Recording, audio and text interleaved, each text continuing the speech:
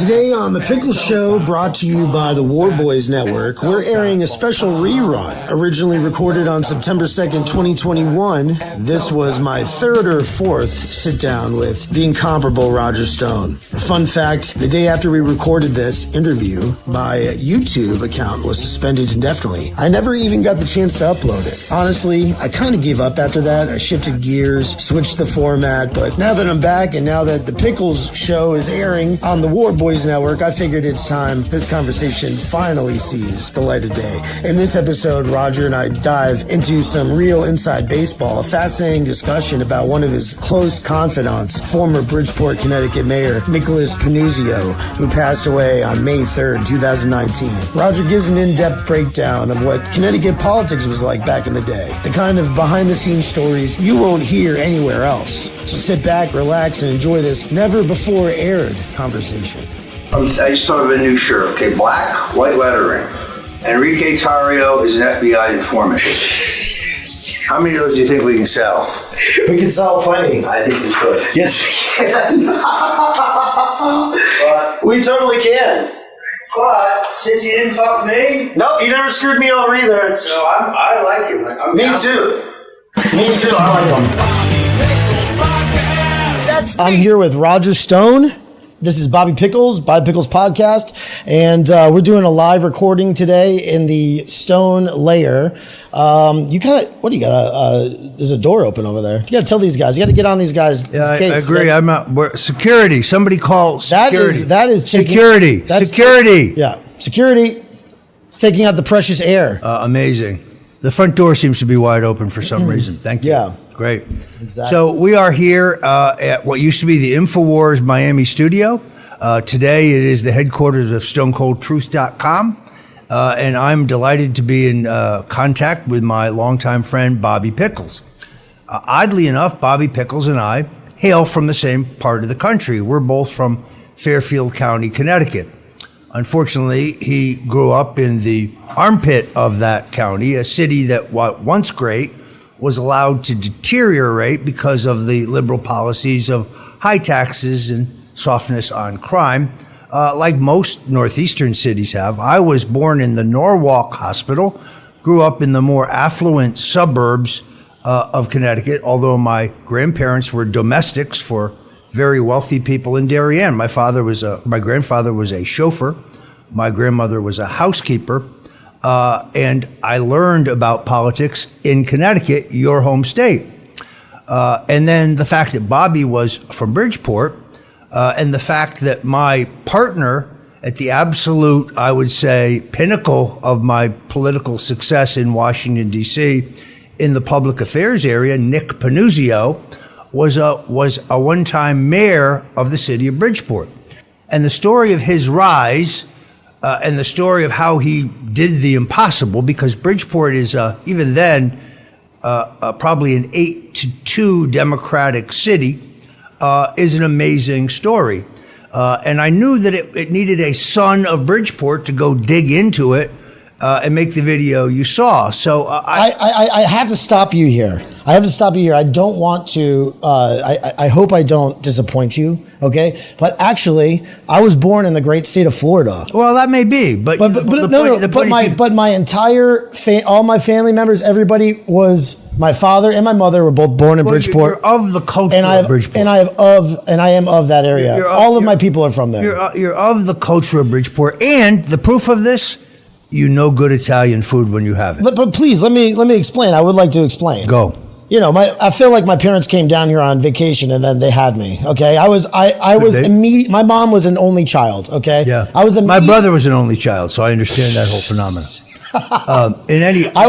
But I'm saying I was immediately getting bathed on the kitchen table in Trumble, Connecticut, right. 1 month old, because obviously my mom had to bring me to meet her parents. So, but I have. It's confusing. I've been there. I learned how to swim, even though I'm from Florida. Learned how to swim in Tashua Pool. I don't know if you know where that is. I'm very familiar with it. Okay, so but I have a very strong connection. That's why I think you're the right person to tell the story. Yes. And I think your short kind of historic biographical piece of Panuzio is really appropriate because Can I play that first, and then we can start discussing? I was under the impression we had already played it in the. I say so. I'm an idiot. I didn't do it. Let me put that on really quick here and let people see what we're talking about. So basically, just to paint the picture, Roger. He's a great writer. Okay, everybody knows that because you've all read his books, and if you haven't, you have to buy. You have to buy something.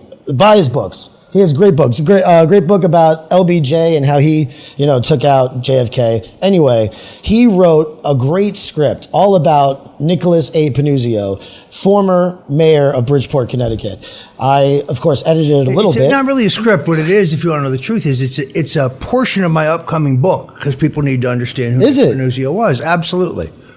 Because Nick Panuzio, as I said, was mayor of Bridgeport. We were partners at the pinnacle of my involvement in Washington politics, but we came from different wings of the Republican Party, and how we met and the Connecticut Republican Party of the 60s and 70s and the rise of Panuzio, who I admired very much despite the fact that we had certain philosophical disagreements, but we worked in the Republican Party at the time that the party was a bigger tent, and also at the time that the party control was transferring from the establishment moderate types like Panuzio to the Reaganite hardliners by myself. But Panuzio was a party man first, and therefore he was as comfortable in the days of Gerald Ford as he was in the days of Ronald Reagan. So was it basically the same as there was a great shift as far as Republicans liking Trump? There was different people liking Trump. That same kind of thing was happening during Reagan. Well, it brought out new Republicans. I think before we go there, since I thought we had already shown this video, let's play it so people have the context for this conversation. Here we go. Okay, here we go.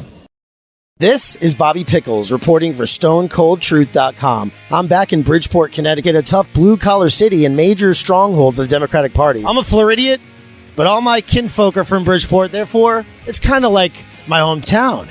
That's City Hall in the background. It's the site of one of the most stunning Republican victories in American history.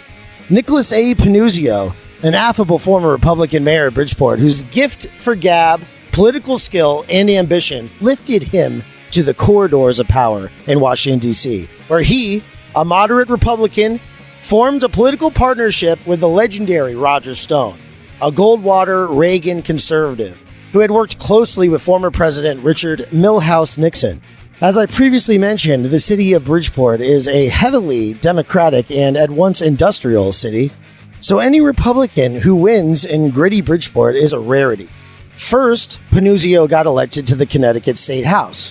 Then, Panuzio ran a platoon of rebels to take over the local GOP, where the Republican bosses cut deals with local Democrats to nominate weak candidates or no candidates at all in return for patronage crumbs. In 1969, an insurgent group of young conservatives calling themselves the Republican Action League organized to overthrow longtime Bridgeport Republican chairman Edward Sandula, who for years with his firm grip on the party made secret deals with Democrats. Panuzio and his gang of rebel Republicans built a coalition of activists, adding thousands of voters to the GOP registration, seizing control of the party. Panuzio understood the blue-collar worker of Bridgeport City, becoming its Republican mayoral candidate in 1969.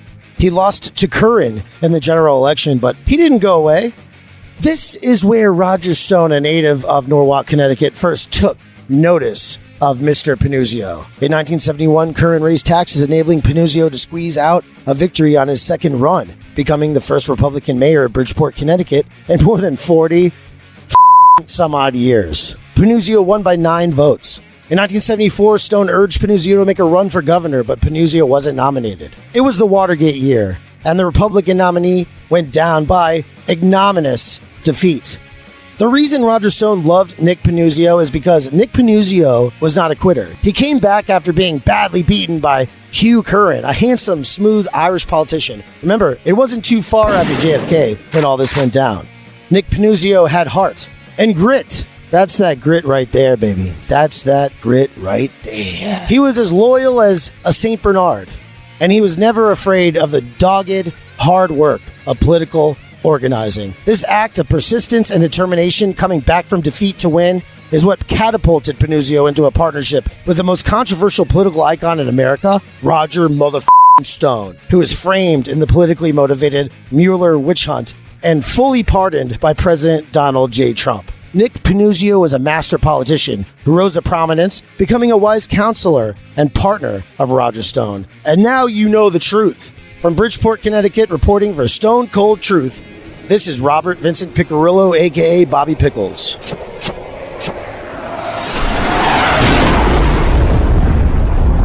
Ooh, that was great. Right? You loved it, didn't you? Bobby, I got to tell you, I think you really did honor to a great man, Nick Panuzio. When I contacted you, I was working on the section of my book, my upcoming book, Roger Stone Did Nothing Wrong, and I got to the section about Panuzio, who was an incredible guy. I mean, look, he was not he didn't have movie star looks. Hugh Curran, the Democratic incumbent, was handsome. He was silver-haired. He was silver-tongued. The Democratic machine ran Bridgeport into the ground. Panuzio was a scrappy, blue-collar guy who refused to give up. I met him in 1967 when I attended a teenage Republican conference in Bridgeport, Connecticut. Can you can you tell me about Bridgeport first? Like when you were growing up, Yep. You were from the Clinton area, right? Well, I lived Norwalk area? We'll put it this way. Yeah. Bridgeport was the largest city in Fairfield County. Most of Fairfield County, in fact, in the 60s for a time, all of Fairfield County. It's the armpit of Connecticut. No, it was also the wealthiest county in Connecticut. It was also the wealthiest county in the country. Because of Greenwich, Darien, up until a couple of years ago. Right. Mm-hmm. Bridgeport, however, was always the largest city, and therefore politically, a Republican could win this congressional district depending on how big or small they lost Bridgeport. You would never win Bridgeport, but if you could hold your margin of loss down in Bridgeport and get the maximum Republican vote out in New Canaan, Darien, Weston, Westport, Fairfield, Darien, as I said. You're naming all of Greenwich, Norwalk, Stamford. You could win this district. It was truly a swing district. You just basically said all the stops on the metro line. Right. So basically, in the congressional district in which Bridgeport was located, two guys played musical chairs with the congressional seat. First, it was won by Don Irwin, a Democrat from Norwalk, Connecticut. He was then defeated by Abner Seibel, a Republican from Norwalk, Connecticut. Seibel was then defeated by Don Irwin, who had held the seat previously. And then Irwin was defeated by Lowell Weicker from Greenwich, the first selectman who would go on to the U.S. Senate. So we viewed Bridgeport as an evil place where the Democrats played games with the vote count. Oh. And as you said in your documentary, the local Republican chairman, Eddie Sandula, was in the pocket of the Democrats. Eddie made sure that the party nominated weak candidates, or even better, no candidates, and he would accept the crumbs of patronage. So every once in a while, he'd get to name a deputy clerk in the Board of Education of the board, the elections board, or a third deputy auditor commissioner. He just got paid off? Well, again, this isn't corruption in the sense that he is not putting money in his pockets, but what he is doing is finding public jobs for the faithful who get out the vote for the Democrats or who lay down on the Republicans on election day.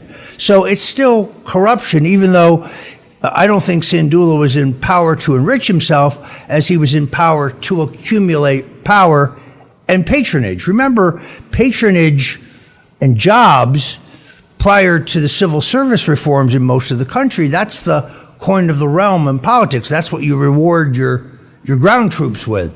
So Panuzio comes to age where the Republican Party in Bridgeport is not competitive, where the party bosses don't want young talent. They don't want up-and-coming, attractive candidates.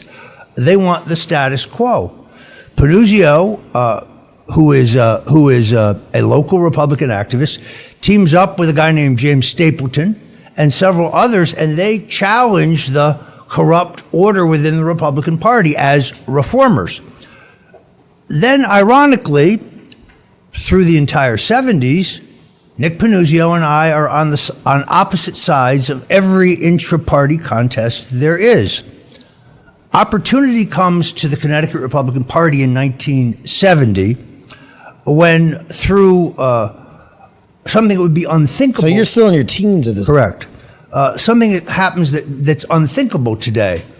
Tom Meskel, a conservative Republican who represents the 6th District of Connecticut, where New Britain is kind of like the Bridgeport of that district, but Meskel had been mayor of Bridgeport, so he had won as a Republican mayor in a Democratic city.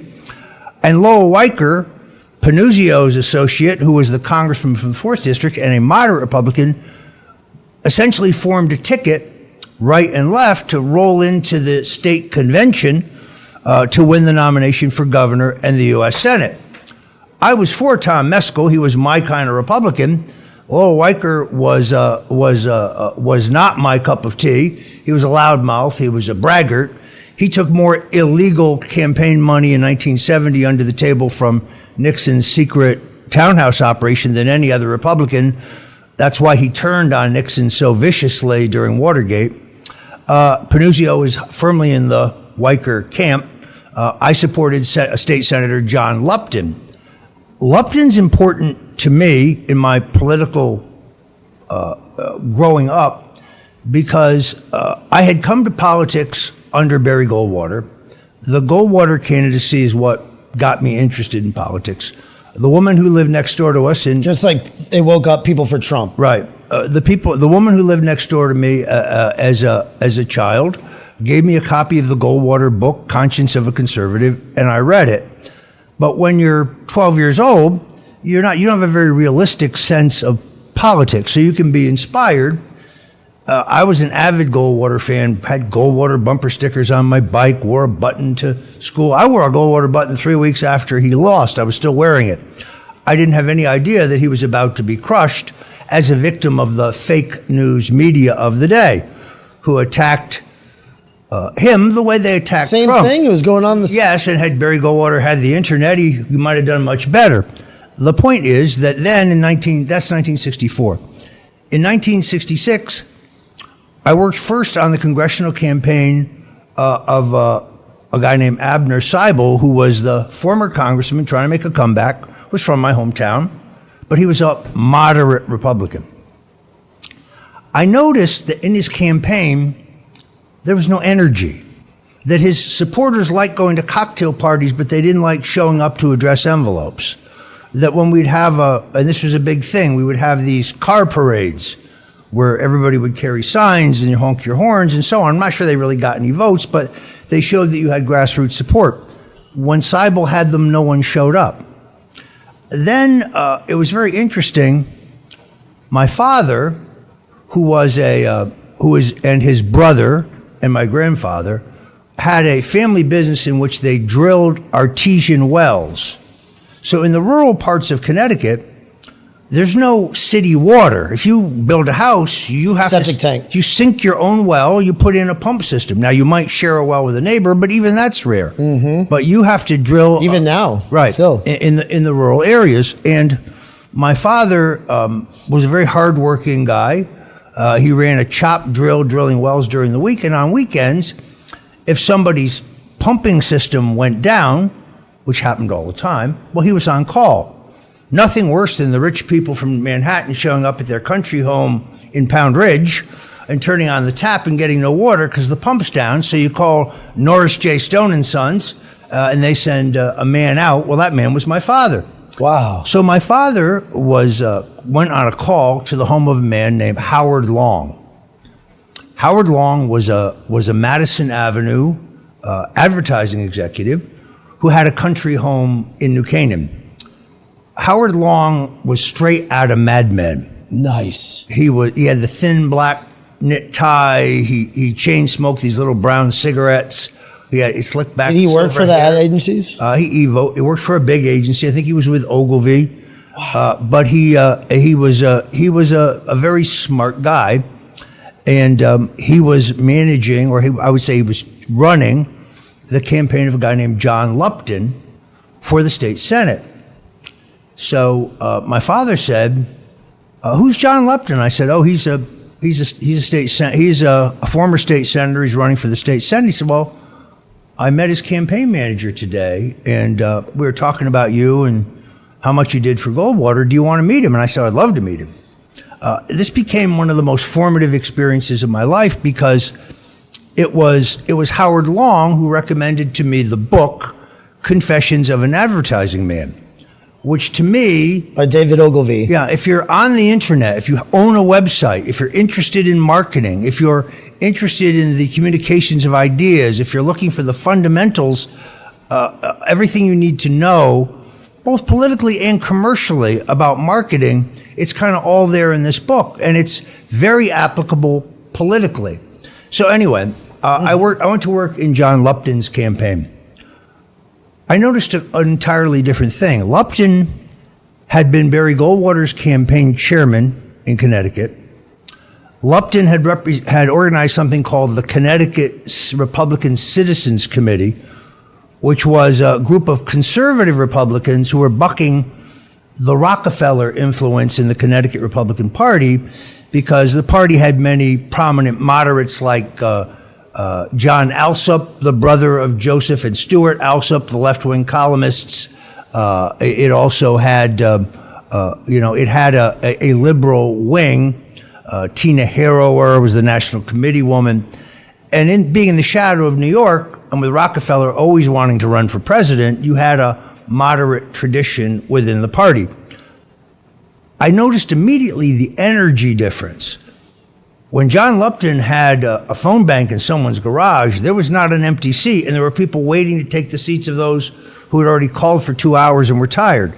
When you went to the the train stations where the commuters would come in New Canaan, Darien, Norwalk, Fairfield, in the morning you would go there and give out coffee and donuts and your literature, and in the evening, particularly after all the guys got out of the bar car, you would be there to greet voters. I couldn't get anybody to do this stuff for Ab Seibel. I had more people than I needed to work for John Lupton. This is where I first understood the role of ideology in politics, the fact that the conservatives, the Goldwater types of the time, were motivated. So Panuzio had risen with Lowell Weicker. Weicker was a patron of his in the Senate. Weicker was a very self-centered guy. And I saw those buttons. I like Weicker. Yeah, I'm a Weicker liker. Oh, a Weicker liker. Yeah, very, very good marketing. Weicker was a bit of a chameleon. He had been a Goldwater man early in his career. He had rose to be first selectman, which is like mayor of Greenwich, but he clashed with the Bushes, and he had alliances on the other sides of the tracks in Greenwich. Let me put this in context. I'm sorry, is that how you got your foot in the door with the Bushes, because you had the background in Connecticut? No, I had a long and tumultuous relationship with the Bushes that was never particularly good, but let me put it in context. Okay. Within Connecticut, because the Irish had come to the United States first because of the potato famine, the Connecticut Democratic Party became a wholly owned subsidiary of the Irish Americans. John Bailey was not only the state chairman, he was the national chairman. He was John F. Kennedy's National Democratic Party chairman. He was a key strategist in Kennedy, the first Catholic president's rise. Barbara Ella Grasso was a woman Democrat, went from being state treasurer to being governor. She was the rare Italian within what was essentially an Irish mafia. Hugh Curran, the mayor of Bridgeport, was Irish. The Italians come somewhat later. They too want to join the democratic process, but they find the Democratic Party closed. That's why the Republican Party has a rich Italian-American tradition. Stanley Straffolino, the longtime leader of the party. Eddie Sandula, Louis J. Padula, majority leader of the Connecticut House. There's a great, particularly among the voters. In Greenwich, where all the rich people are on one side of the track and the Italians are on the other side of the track, Weicker lives on the rich side of the track, but because he doesn't like the Bushes, he's allied with the Italians on the other side of town. The previous congressman's name was Marano. He had and lost and retook the seat several times, Albert P. Marano. So Weicker had kind of come out of Greenwich, ran for Congress in 1968 on a win the war in Vietnam stance. Then once he got to Congress, immediately shifts left and becomes a critic of the war. He did, however, do one important thing, and that is he promoted Nick Panuzio to be the head of the GSA, the General Services Administration, under President Gerald Ford. In 1976, there's a great parting of the ways in Connecticut. Panuzio and Paul Manafort, whose father was mayor of Bridgeport and who ran for Congress himself. Whoa, I didn't know that. Paul Manafort's father was mayor. The mayor of not mayor of Bridgeport, the mayor of New Britain. Pardon me, I misspoke. Okay. The mayor of New Britain and who ran for Congress himself, and Panuzio, and the then congressman from the 4th District, Stuart B. McKinney, another moderate Republican, all supporting Gerald Ford. Meanwhile, former Governor John Davis Lodge, my mentor, and the conservatives in the party are supporting Ronald Reagan. Reagan makes a strategic mistake. I think this was dictated by John Sears, who was another one of my mentors, but he elects not to contest in Connecticut for delegates. He never files full delegate slates, figuring that the Connecticut primary is so late that Reagan will either be galloping towards the nomination, having won New Hampshire, Florida in the early contest, or by the time he gets to Connecticut, the contest will be over. That turns out to be a strategic mistake. We're shut out at the state convention. We don't get a single Reagan delegate. I vow never to let this happen again. 4 years later, Nick Panuzio is still a power in Connecticut, although he has served in the Ford administration. Ford is defeated. Panuzio heads back to Bridgeport to find work, and we have, because I thought that you were working with him at that point. We were not. We're friends, but we're still in opposite wings of the party. But he's going. So he goes to Washington. You were there. You were there already with. I was already there. Had been there during Ford. You pulled back. Well, I had supported Reagan over Ford. Ford won the nomination. I did my party duty, but he ran a miserable campaign. He wouldn't ask Reagan to campaign for him. Big mistake. And in the final weeks of that campaign, despite Watergate, despite the pardon, despite the fact that Jerry Ford could not chew gum and walk down the street and talk at the same time, he only lost by a handful of points. Had the Ford campaign pumped their money into Missouri and Texas with a more conservative message, instead of making the mistake of trying to carry New York and Pennsylvania and pumping their late resources in states that were hopeless, Ford probably would have won. In any event, his loss really has two effects. One, it obviously is a blow to the Republican establishment and the Ford wing of the party. And two, it has the effect of elevating Ronald Reagan as the obvious frontrunner for 1980, despite his age. At that point, Nick Panuzio, an extraordinary pragmatic man who understands the dynamics of politics, comes over and helps us get Reagan nominated. And our opposition is the Bushes. Now, George H.W. Bush is the son of Prescott Bush. Prescott Bush was a partner at Brown Brothers Harriman. He was a close golfing buddy of Dwight Eisenhower's. He is a heavy funder of Planned Parenthood and an open supporter of eugenics. He ran for the U.S. Senate in 1950, and he was narrowly defeated when, at the end of the campaign, Drew Pearson, who was the most influential columnist of his day, ran a story that detailed that Prescott and Dorothy Bush had given heavily to Planned Parenthood. This is in Connecticut, a heavily Catholic state in which Planned Parenthood means abortion to the voters. And Prescott Bush lost by a hair.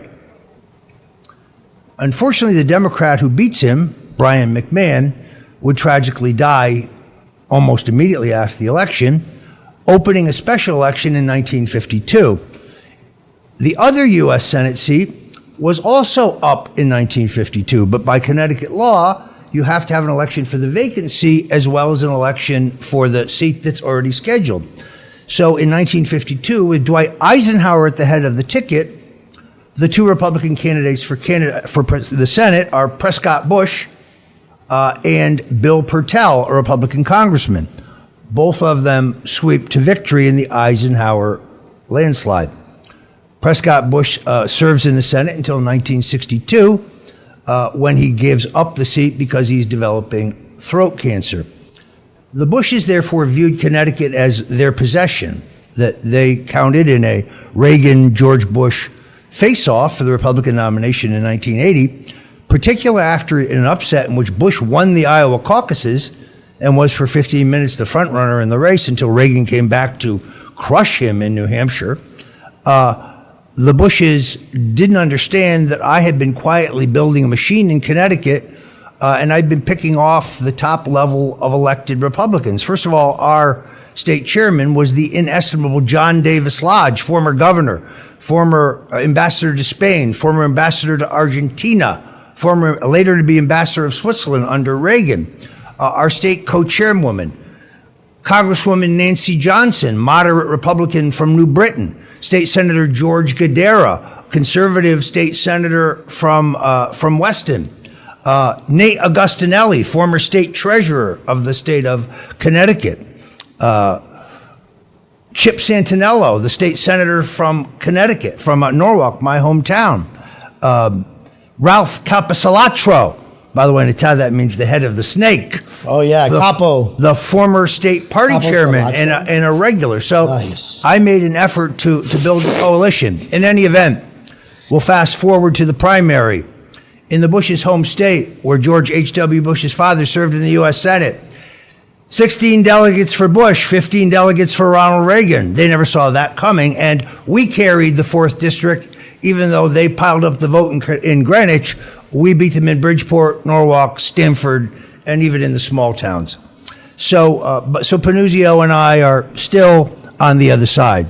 But once Reagan has been nominated, Panuzio is on board. Now, according to the documentary, he ran twice. Yes. Right? Mhm. He was very persistent. Yeah, that was. This is the second time. No. This is coming up to the second time. No, actually, this is much earlier. So Much earlier. What you referred to is Panuzio gets to the House. I haven't even left for Washington yet because Nick is older than was older than I was, and he ran an epic campaign for mayor in 1965, I think it is, against all odds, underfunded, and so on. In 1969, he comes back and runs again, but this time Hugh Curran has slipped on a banana peel by raising taxes, opening the door to Panuzio, who runs a very scrappy, door-to-door, radical almost campaign as the outsider. He's not running so much as left to right as he is politics as usual, high taxes, crime, liberal policies of spending money and getting nothing for it. And he scores a victory. This is why I love Nick Panuzio. It's the grit. It's the grit. He put together these Republican what was it? The Young Republican Action League? Yes. The Republican Action League, right? Right, which is all young people who are squeezed out by boss Eddie Sandula. All people who can't get anywhere in the party because Sandula controls everything. Oh, really? So then they all got together. They're reformers. What they want is just democracy. They want a competitive Republican Party. So they can't get nominated. You were not part of this. I wasn't. I'm watching this from the side, and I understand it. Sandula was the boss of bosses. Nothing moved in Bridgeport without him, and he was in bed with the Democrats, so he had real power. Panuzio and these upstarts come together and say, no, we want a competitive Republican Party. We want to offer the voters choices. And I admired that. And then coming back to win the mayor's office by 9 votes. That's a miracle. All right, I'm picturing you. You're this little kid. You're in Connecticut, all right? And it's so close to New York City. It's like a suburb of New York City where we're talking about. And you're watching all of this politics like you're watching like baseball players. Like you're collecting baseball cards. Well, I mean, and your memory is like somebody who's like a baseball. Right, but that's because these are formative experiences. This is what makes you who you are. And I always liked Nick Panuzio, and I would kid him relentlessly about being a liberal Republican and being up Lower Weichels. You're gonna have to beep this, his asshole. But it was with camaraderie. Nick was a good man. Then after Reagan's election, Black, Manafort, and Stone, which is really Black, Manafort, Stone, and Panuzio. What about Atwater? Atwater comes and goes. Atwater is with us briefly, and he's a named partner briefly. But he unfortunately succumbs to the siren song of the bushes. I mean, I wish we could just talk about Atwater someday, but because that's just another thing. It's an entirely different story. Yes, look, I loved Lee Atwater and I understood his talent. In the end, I believe he sold his soul to the Bushes to become Republican National Chairman at a young age, and then the devil took his soul. He was a Reagan Republican, but he turned his back on Reagan and Strom Thurmond, his mentor, for political opportunity. And he reached the highest honor you can have in our party as a party professional. He became the Republican National Chairman. Wow. He was a bundle of energy. He was a great musician. His singing wasn't all that great, but I could never convince him of that. That's right. He was. But he was a shrewd operator. He understood political infighting and the echo chamber of Washington. He was a relentless leaker to the media, but he leaked things that made him look good, and he was always careful to pin it on somebody else. That's a whole different story. But he was with our firm briefly, but then he leaves to go to work directly for Bush. Start Blackwater. I'm sorry. Black Manafort and Stone. Black Manafort and Stone. Where Panuzio is the managing partner. That means he's the guy who pays the bills. He's the guy who keeps track of billing. He's the guy who makes sure that all the partners, secretaries show up on time. He handles all the taxes and all the registrations required to be in our business professionally. And he's a highly capable administrator. I mean, this was one of his great strengths. No one's ever going to tell you he was a matinee idol. The guy was he was not camera friendly, but it didn't matter because he was a bundle of energy as a candidate, and he outworked you, Curran, and the Democratic machine. He took advantage of their mistakes. This is why I love the guy. He had grit. He was like Nixon. He could get knocked down, but he came back. In 1974, the party was in a tailspin because of Watergate. Watergate had done structural damage to the party across the board.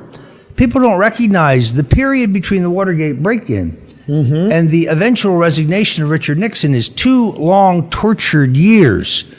And Nixon, who's been a foundation in American politics, a fixture for 40 years, has a base in the country of about a third of the people. And therefore, his base sustains him for a long time before he finally no longer has a governing majority and he has no choice but to resign. That makes the 1974 cycle for the Republicans very difficult. Nixon hangs on until early 74. The Republican nomination... Hey, Enrique, sorry. Can you check that? It's good? Okay, sorry. The Republican nomination for governor in 1974, in all honesty, is iffy in its value. Ironically, the front runner, Congressman Robert Steele from the 2nd District, was the guy I was working for at the House. I worked in his congressional office as a staff assistant. I liked Bob Steele. His politics were not mine. He was a more moderate Republican, but only a moderate Republican could win in the 2nd District, which is essentially Mystic in that area and a bunch of very small towns and has a more moderate Republican tradition. The Meskel people, Tom Meskel having served his term as governor, having also had, in all honesty, serious reputational damage when unfortunately the governor was out of state on a ski trip when the state was hit by one of the worst blizzards in its history, which hurt Meskel's standing. Tom Meskel was a great man. He was a great governor and he was a great man. I actually have just taken out the papers to form a nonprofit called the Thomas J. Meskel Institute for Public Policy, and we're going to start putting out position papers on a number of issues. Tom Meskel was a great member of Congress. He was a great mayor of Bridgeport, of New Britain. He was a great governor, but he is unfortunately kind of forgotten in the history of the state. In any event, the Meskel people and his old friend Roger Stone told Nick it was time to run for governor. It is estimated that the Panuzio campaign staff ingested over 400 pizzas in the period just before the primary. This is the only campaign I ever worked on in which I gained weight because Panuzio always had to have a pizza at the end of the day brought to the hotel. He worked like a dog. We ate well on the Panuzio campaign. He was fortunate in that he did not win the nomination, but he did go to the convention. Connecticut You talked about the Connecticut pizza for a second. Yeah, we'll get to that. That's a good point. We do need to digress there. Yeah. But also recognize that Connecticut is the last state in the country that chooses its nominees not in the Republican primary, but in a state convention, a full state convention, the rules of which are identical to the rules for the nomination of a president of the United States. They later amend the law to say that if anybody gets 20% of the vote on any ballot in the convention, at the conclusion of the convention, if they are not nominated, they have the right to call for a primary. That's exactly what happened in 1970. The party nominated Meskel and Weicker, Meskel for governor, Weicker for the U.S. Senate. They were challenged by Wallace Barnes, a moderate Republican state senator from Wallingford and Bush family friend, and not a very good candidate. And of course, my good friend John M. Lupton, the state senator I had helped elect in '66, and who was still one of the greatest candidates I ever worked for. So I had supported Lupton. Panuzio was for Weicker, as I said. In any event, after the Reagan presidency, Panuzio emerged as my partner, and we had a very successful partnership at Black Manafort, Stone and Kelly. How was that, though, admiring him from afar and then... Well, it was great work. I got to know him, obviously, much better. Bringing him into my firm was actually Paul Manafort's idea. The Manafort family... I had no idea that Manafort had that connection to Connecticut as well. I met Manafort in the Connecticut Young Republicans. I met him in the College Republicans in D.C., but he had been active in the Young Republicans. When... In 1977, Paul Manafort had been elected auditor of the Young Republican National Federation, and he was slated to be the candidate for Young Republican National Chairman of the conservative moderate coalition that ran the Young Republicans, of which I was a prime member. Because he chose to support Ford over Reagan, and because Reagan was the vast favorite of the majority of delegates at the National Convention, we did a quick switch in which I ran for national chairman and Manafort managed my campaign. He was supposed to run for national chairman and I was supposed to manage his campaign. Because I had worked for Nixon and had gotten peripherally involved in so-called dirty tricks, Robert Novak savaged me in a column, which only strengthened my campaign, and I became elected Young Republican. Novak. Years later, that sounds like a name I know. Robert Novak was the most influential conservative columnist of his time. Ironically, despite the fact that he beat the crap out of me in a national column, is the Republican Party going back to its Watergate roots? Novak and I would later become very good friends and allies. And if you read his biography, he speaks favorably of me. In any event, I was elected under this switch, and Manafort managed my campaign. So you were elected? I was Young Republican National Chairman from 1977 to 1979. Now, look at you. The importance of that is, so you were the man. Although I had worked for President Nixon in the 1972 campaign, I was the youngest member of the national staff. I was so junior, I never had an opportunity to interact with him. I shook his hand once when he came to the headquarters. If you look at that famous picture of Bill Clinton shaking JFK's hand, I put it side to side with me shaking Nixon's hand when I was a young man. But in 1977, when I become elected Republican National Chairman and my connection to Nixon is prominent in the news, comes the important invitation from the former president to come out and visit him, to pay a courtesy call in San Clemente, where he is in exile. And of course, I'm thrilled to meet my boyhood hero. I've met him only twice. 1968, when I got his autograph at a Republican dinner at the National Women's Republican Federation in New York. And of course, when he toured the headquarters in 72. So I flew out to San Clemente. He's living at La Casa Pacifica, this incredible Spanish mansion on the beach in Laguna, actually in San Clemente. And at that time, Frank Gannon, I think, was the guy who... I know that name. Yeah, who later became a good friend of mine. But Gannon became the mayor of Bridgeport too, right? No, that's a different Gannon. Oh, okay. This Frank Gannon... Gannon was the guy who did coke? No, Gannon... Yes, that's the Gannon who was mayor. He was a Democrat, so like all Democrats, he was epically corrupt. Bridgeport is Bridgeport. It's a mess. In Bridgeport, if you're a Democrat, he's the mayor now, I think, or something like that. And he got arrested and went to prison for cocaine, and now he's back. Because among Democrats, that's a badge of honor. They like people like that. Yeah. What can I say? No, Frank Gannon, what became the head writer for David Letterman, had ghostwritten the biography of Winston Churchill's son, Randolph Churchill. A very good guy, had helped write sections of Nixon's memoirs, worked on Nixon's memoirs. I think he and Ken Kachigian, who had been a speechwriter for Nixon and also a speechwriter later for Reagan, another good friend of mine, were kind of the gatekeepers, or guys who would become friends of mine, I should say. And they said, well, the former president's very busy today. He's got a lot to do. He'll probably give you 15, 20 minutes, maybe a half hour. I said, okay, great. So I'm going to see Nixon. Nixon is his awkward self, well, getting elected young Republican national chairman, that's a great achievement, congratulations. And I said, thank you, Mr. President. Gave me a couple presidential golf balls, which is cool, except for I don't play golf. No, and then he says to me, so what's the state of the party? I mean, how's it look? Who are the nut cutters? I don't want to know who the pussies are. He said, I want to know who we have are the fighters. Who are the guys that, as he said, will grab the Democrats by the hair and drag them down the hill? And we talked about those members of Congress, those people in the House and the Senate and the governorships who I thought had guts, who I thought stood for something. And then he said, well, how do you feel about 1980? Remember, this is 1977. Jimmy Carter is president. He said, surely you agree Governor John Connally will be the nominee. I said, no, sir, that's dead wrong. He said, pardon me? I said, no, sir, that's wrong. He will not be the nominee. Ronald Reagan will be the nominee. Nixon said, you really believe that? And I said, yes. He said, what are you doing for lunch? I said, I have no plans. He said, good, you're staying for lunch. So I ended up speaking politics with the guy who give you 15 minutes. Like my boyhood hero. And I learned a lot about Nixon. He was not introspective.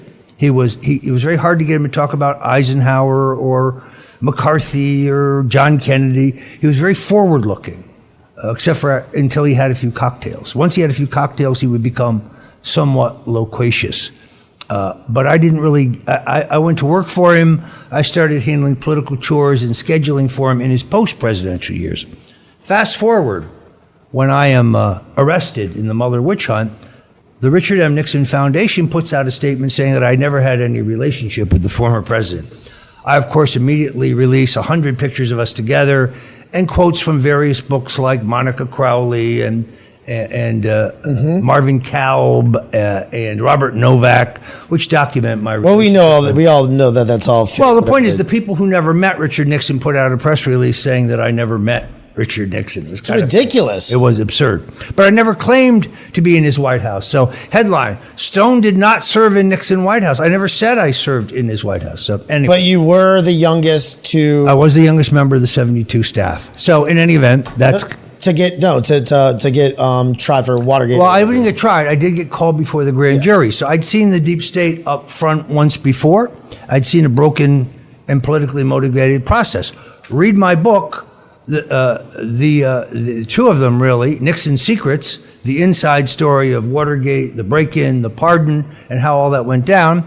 And then I think even superior, my book, The Rise and Fall and Rise of Richard M. Nixon, which has 3 extra chapters on Watergate, because I found more evidence that Watergate was a CIA operation, that it was deeply it penetrated, and that Judge Sirica had violated the oath of his judicial office by trafficking with the prosecutors secretly, unbeknownst to the defense attorneys for the Watergate burglars, that he wired their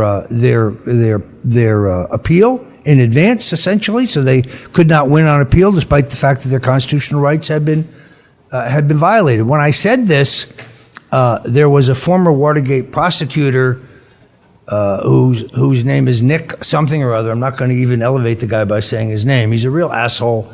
He's on with, you can bleep that, he's on with Ari Melber all the time, who insists that there was evidence that Nixon approved the Watergate break-in in advance. We just never found it. Well, no, that means there isn't any evidence. Nice try.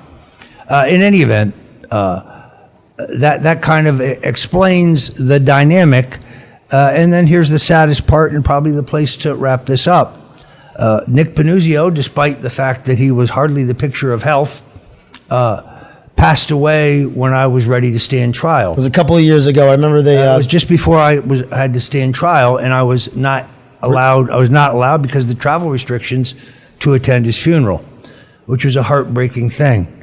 So one of the reasons why I thought it was important that you were the right guy to make that documentary is to send it to his kids, because he's got great kids, and his kids need to know what a great man his father was. The Panuzio family needs to understand that Nick Panuzio was not just a great father and a great husband. He was a truly great man, and your tribute to him shows that. And for that, you have my heartfelt thanks. Well, thank you very much, Roger. I appreciate it. Now, if you want to support the Stone Cold Truth and being an ongoing target of the deep state, I need your support. I had hoped after 2 years of being vilified, smeared, spied on illegally, lynched, gagged, terrorized, censored, deplatformed, canceled, pardoned, and vindicated, that this long nightmare was over. But unfortunately, the Biden Justice Department has filed a completely bogus civil suit against me that implies that I've cheated on my taxes. It's a lie. I will prove that in court, but that costs money. And therefore, you can help me by going to stonedefensefund.com. Also, as I think some of you may have heard, my poor wife of 30 years, Nydia Stone, was recently diagnosed with stage 4 cancer, which forced me to immerse myself and learn everything I could about cancer, not only the efficacy and efficiency of modern medicine, but also alternative, holistic, homeopathic, all natural remedies, not remedies, but therapies, some of which are very expensive, like vitamin B, C, B17, C, and D infusions given intravenously, very helpful to cancer patients, THC and CBD oil in certain types with the right protocol. Those are strong anti-cancer agents. There's a number of other therapies, certain peptides that can be given intravenously. Mushrooms, tiger tail mushrooms specifically, maitake mushrooms, other mushrooms. There are some perfectly legal FDA-approved drugs that are not prescribed for cancer, but I think in trial are showing great promise. So Mrs. Stone is waging a spiritual and medicinal and holistic battle against cancer. If you want to help us, you can go to stonefamilyfund.com. Robert Mueller wiped us out. We lost our home, our insurance, our savings, my car, my ability to work. I still have debt from that period. So, look, I'd like to get back to work. I wanted to close my legal defense fund. I'd like to close my family support fund. But the left keeps coming at me. As you know, there's a new phony lawsuit filed against Donald Trump and I, baseless, blaming me for endangering the lives of police officers on Capitol Hill January 6th and saying that I conspired with others to deny their civil rights. There's no evidence whatsoever to support this crazy claim. Nothing I said or did justifies that. This is lawfare. In other words, we file a fake lawsuit against you to make you spend $250,000 to defend yourself, to keep you on defense, even though the suit is meritless. So it's why I still need help. And then the other thing I want to mention, because people like this, you can go to stonecoldtruth.com, and in the store, you can get your very own Roger Stone. Now, this is a paperweight. This is an exact replica of the very stone that little David used to take down Goliath. I've signed it personally. It's a paperweight. It's for no other purpose. But you can get your personalized one, personally signed that is, by going to stonecoldtruth.com. I wasn't selling any of these, Bobby. I put them up as like a joke, right? Nobody's buying them. Then the bleep at the New York Observer and the Rolling Stone and CNN make fun of me for selling them. And the Patriots come out of the woodwork to buy them just prior to Christmas. And the Stone family has Christmas thanks to the sale of these stones. So go get one. And it's the exact replica of the stone that David used to kill Goliath. We completely researched this. Historians tell us this is an exact replica of that stone. That's right. Now listen, two more things before we end this. Yes. If I decided to relocate, my blood town and run for politics, would you help me? Of course I would. Do a last hurrah, take over Bridgeport. Well, it's a tall mountain to climb, because we have to recognize that while the demographics and the voting trends at the days of Nick Panuzio were difficult and uphill, Bridgeport's even a bigger Democratic stronghold than it was. And in all honesty, the Republican Party of Connecticut has atrophied. We lost 2 back-to-back campaigns for governor. Ironically, we won the first one. They had to leave the machines open late in Bridgeport after hours to crowd in fake voters. Same to steal thing. Yes, it's the same thing. And then in the rematch for that race, the Republican candidate who came so close the previous time actually did less well the second time. The Connecticut Republican Party is sadly dysfunctional. The party leadership they're not Trump Republicans. They don't understand Trump's crossover potential in a state like Connecticut, where I think many white Catholic Democrats and a growing number of African Americans and Hispanics voted Republican for the first time of their life, not because they like the Republican Party, but because they like Trump. And the reason they like Trump is they liked economic opportunity and jobs and full employment. And they liked, in many cases, criminal justice reform. Joe Biden and Bill Clinton are the ones who give you the harsh drug laws that mandate these harsh mandatory penalties for the first time nonviolent crime of possession of small amounts of drugs. The Democrats milk this issue for black votes year after year, but they don't do anything about it. Donald Trump gives you the Second Chance Act, the First Step Act, the Second Chance Act. Democrats like John Lewis, civil rights icon, they vote against criminal justice reform, what they've been arguing for their entire lives. Why? Because Donald Trump is for it. That's disgraceful. But Bridgeport has so much. It's such a rich history. Well, this is very P.T. Barnum. Yes. The Frisbee was invented there. Yes. Subway sandwiches. Yes. My father worked for Fred DeLuca, and he owned 2 of the first Subway sandwich restaurants. It's very important to know the whole P.T. Barnum thing. Barnum's Circus is in Bridgeport. Right. Barnum being the greatest impresario of his day. But I'm in T-shirt making and stuff like that. I'm into this kind of business. They invented the bottom stitch there. Well, I would say two things. I would say 2 things about your prospects. A lot of things were invented there. Let's just be very clear. You also have a very significant and politically active Portuguese community. That's right. And they are not necessarily Democrats. They can be appealed to. Absolutely. Because they're hardworking, industrious people. Absolutely. And they want their piece of the American pie. On the other hand, you will have to live in Bridgeport. There is that downside. I know. In any event, I wish you good luck in that endeavor. Last thing. No, next to last thing. I have one other thing. Okay. Well, I was just going to ask you about this shirt. I was going to comment on that shirt because I have Thank you for not busting my balls about this shirt.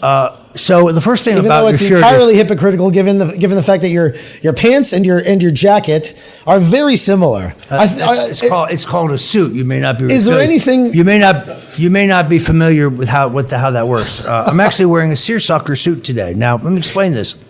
The word seersucker comes from 2 Persian words, sheer, sakur, sugar and cream. It describes the stripe in the material discovered by the British in India for its coolness in the hot summer climates, and then becomes a fad first in Britain and then in the United States, particularly in the southern United States. Every gentleman owns a seersucker suit. Let me say this about your shirt. First of all, it goes really well with the Panuzio for Governor button that we found. We probably need a close up of that. That's a very cool. Yep. Look, I like the stripes. It's very Venetian. If you were going to the beach in Malibu, this would be the perfect outfit. For television, I kind of prefer... I could be on a gondola. Well, but for videos, I kind of prefer a solid color because it connotes authority. It's a little better on screen. But you know what? Dressing is a individual thing. If you and Steve Bannon want to dress like hobos, perfectly all right with me. If I clean myself up and dress better, do you think I got a shot of running in politics at all? Look, I admire guys who get in the arena. That's who counts. It's not the guy who stands on the sidelines, the guy who points out how the doer of deeds could have done them better. But the credit belongs to the man who actually gets in the arena, who, though he strive valiantly, and he again and again falls short, although his face may be marred with dust and sweat and blood, at the end of the day, he shall either know the exhilaration of high victory or the agony of defeat, but either way, he will have been a contender. And therefore, he is unlike those timid and hollow souls who stand on the outskirts of great deeds and criticize those who really get in the arena. So I basically just paraphrased a famous quote from Theodore Roosevelt, much admired by Richard Nixon. It's a good place to end this. Nick Panuzio, the mayor of Bridgeport, my partner and my friend, a great man. I admired Nick because he got in the arena. Yeah. Persistence and determination alone are omnipotent. The slogan "Press On" has solved and always will solve the problems of the human race. Calvin Coolidge. Excellent. Right? God bless you and Godspeed. God bless you. Thank you very much. Let's go work on our print media.